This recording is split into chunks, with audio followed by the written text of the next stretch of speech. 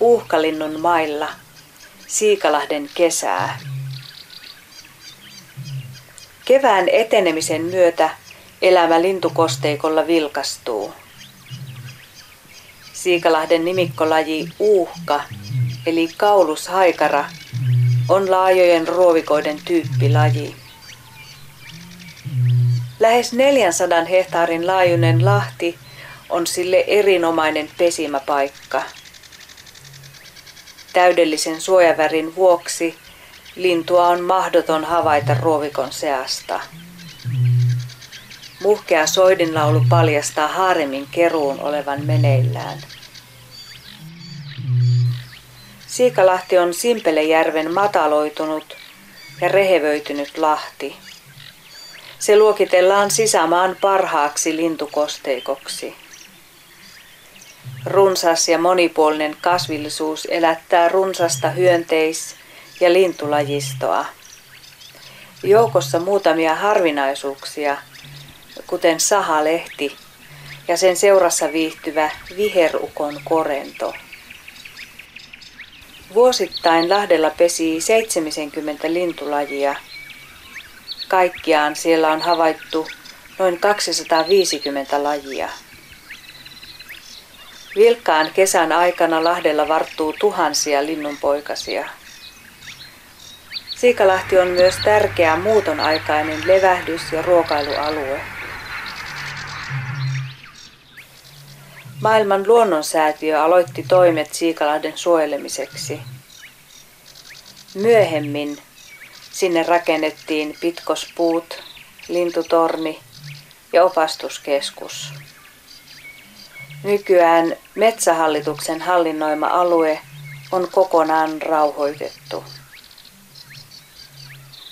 Siikalahden vakavin uhka on umpeen kasvu. Metsähallitus toteuttaa lahdella monenlaisia kunnostustoimenpiteitä. Suomenkarjan mullit ja lampaat edustavat pusikoitumisen ehkäisyssä vanhaa koeteltua keinoa. Luonnossa koetut elämykset ovat kautta aikojen innoittaneet ihmisiä ilmaisemaan tuntojaan musiikin, kuvataiteen, tanssin ja kirjoitetun tekstin kautta. Uhkalinnun mailla, Siikalahden kesää, näyttelyn 3 naistaiteilijaa yhdistää rakkaus luontoon. Rehevä Laatokan karjalainen maisema ja erityisesti elämää kuhiseva Siikalahti tuottaa runsaasti aiheita kuvataiteilijalle. Näyttely tarjoaa välähdyksen siitä, mitä kesäpäivän kuluessa Siikalahdella on mahdollista kokea. Hanna Aalto on parikkalalainen biologi, luontoopas ja lintumaalari. Lintuharrastuksesta kasvoi ammatti, työ ja elämäntapa. Ornio-toiminimen alle sijoittuvat lintumaalaukset, opastukset, luonnontieteelliset kuvitukset ja taidekäsityöt. Sadat Siikalahdella vietetyt päivät lintuja ja luontoa tarkkaillen syöttävät jatkuvasti aiheita maalattavaksi. Kuvataiteilija Pirjo Tikkinen asuu Parikkalan Joensuun kylässä, valtakunnan rajan läheisyydessä. Saimaan ammattikorkeakoulusta kuvataiteilijaksi valmistuneen Pirjon elämässä taide on ollut vahvasti läsnä hoiva-alalla toimimisen kanssa. Maaseudulla luonnon läheisyys antaa paljon.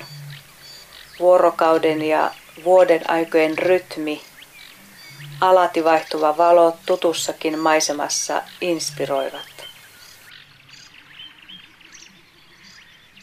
Mariana Tykkyläinen on syntyjään parikkalalainen, nykyään Rautjärvellä asuva kuvanveistäjä ja matkailuopas. Kankaanpään taidekoulussa hänen veiston opettajinaan olivat taiteilijaprofessori Ossi Somma ja kuvanveistäjä Pertti Mäkinen. Marianalle eläimet, villit tai kesytetyt, ovat mieluisin kuvauksen kohde.